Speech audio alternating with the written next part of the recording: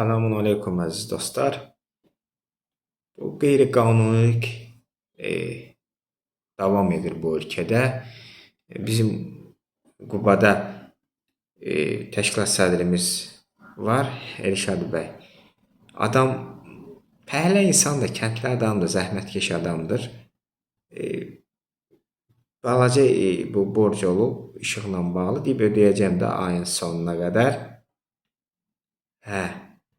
Və işığı söndürüblər, sonra mançorla danışıb deyib ki, ayın sonuna qədər ödəyəcəm də.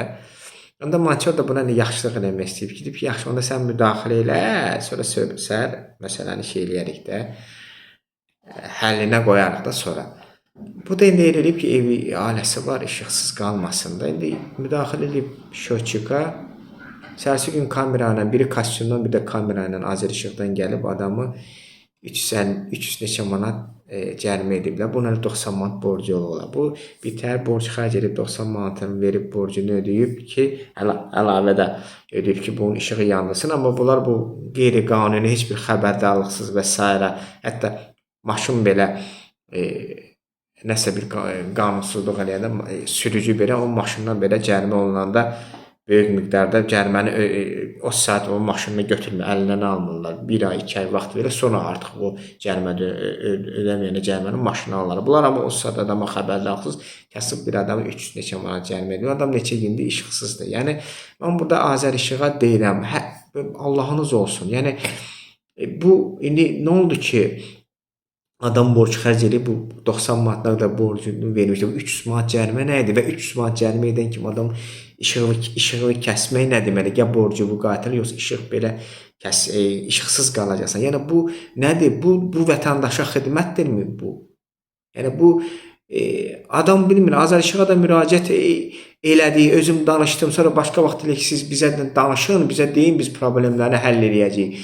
Adamlara deyirik də, dövlət strukturlarına deyirik ki, amma eyni problemlər qalır. İnsan işıqsız qalır və söhbət burada bizim üzümüzdür, adi vətəndaşdır bu adam.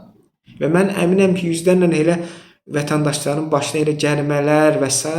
hər bir sahədə Azər İşığı olsun, Azər qazı olsun, bənəsi olsun, aynası olsun, nə bilim, nəyi olsun, nəyi olmasın, hər yerdə belə insanlara qarşı belə dövlət insana, vətəndaşına qarşı cəllad rolunda iştirak etməməlidir. Dövlət vətəndaşına qarşı ata rolunda, bu deyilir dövlət baba rolunda olmalıdır. Bizim dövlətimiz baba deyil, cəllad rolunda olur vətəndaşına qarşı.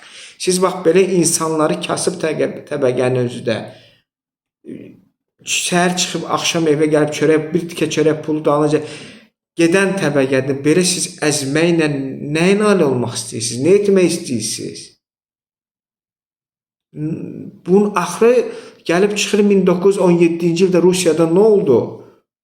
Fevral inqilabı oldu. Siz buna doğru gedirsiniz, bunu aparırsınız, bu xalqı sürüklüyürsünüz. Yəni bunun axı başqa mən cavabını tapa bilmirəm. Bəlkə varsa başqa cavabı deyin ki, bax bu nədir? Bunun adı nədir? Və mənə bunu durub Avropalılar, Amerikalıları nümunə gətirməyin. Orada belə xəbərdarlıqdır, orada belə şey yoxdur. İnsanlara qarşı. Bax orada olsa belə, oradakı insanın maaşı, təqaüdü, işi, kəndlinin vəziyyəti, şəhərlinin vəziyyəti Azərbaycandan qat-qat üstüdə. Azərbaycan nə günə qalıb ki, Gürcüstana, Ermənistana belə ödəmədən tutmuş, pensiya yaşına qədər, maaşa qədər, hər şey qədər uduzuruq. Biz artıq Ermənistana, Gürcüstana uduzuruq. Nə oldu Paşinyan? Birazdan Paşinyan bizə deyəcək, nə oldu? Mamet, nə oldu Mamet?